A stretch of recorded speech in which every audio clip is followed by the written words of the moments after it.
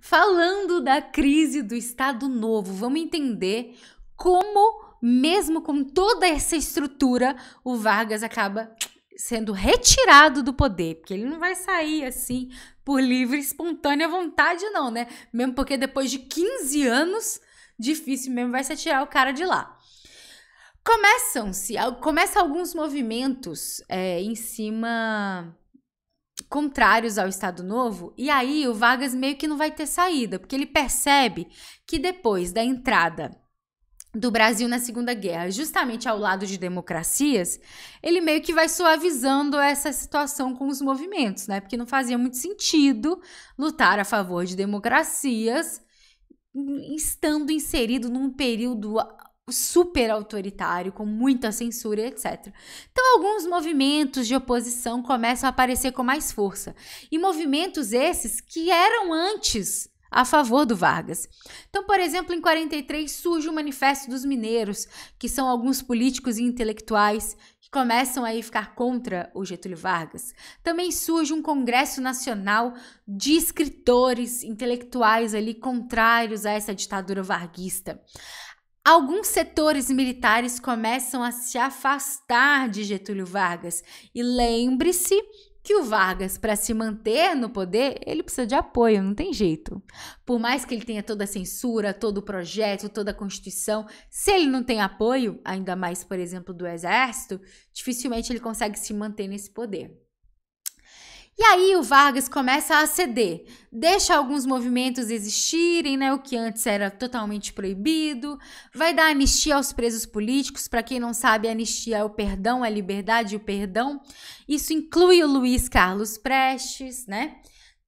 Permite a abertura de partidos, promete aí que vai haver eleições, vai dar liberdade aos movimentos políticos e sindicais.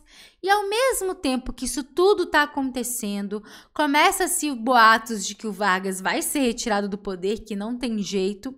E aí entra em jogo o movimento queremista, o queremismo.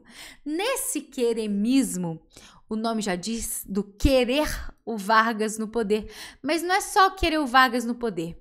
O movimento queremista, ele surge para falar assim, ó, a gente quer que o Getúlio Vargas fique no poder até as eleições acontecerem.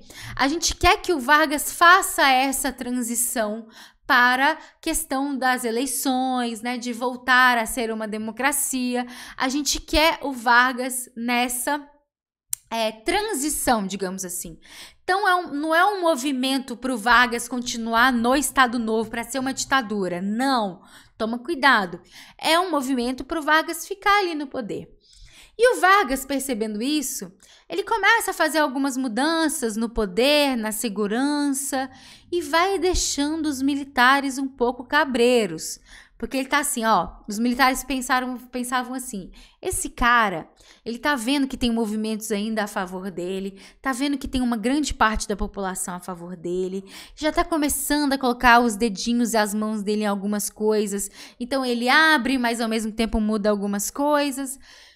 Enfim, os militares ficam muito desconfiados que o Vargas, inclusive, poderia dar um novo golpe, né?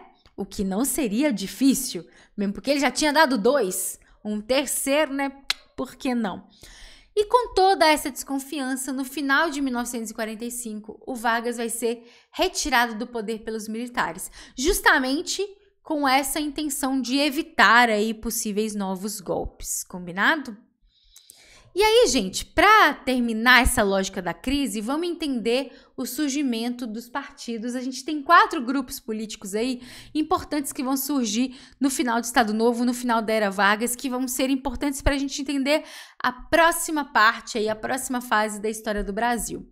Primeiro, o PSD, que é o Partido Social Democrático, que vai unir aí muito da elite estatal, muito de uma elite tradicional, alta burocracia, e todo mundo a favor do Vargas. O segundo, o PTB, que é o Partido Trabalhista Brasileiro, que aí vai unir as massas, o trabalhismo, né? Toda essa lógica do povo que o Vargas acabou conquistando durante o Estado Novo e durante toda a Era Vargas, também a favor do Vargas.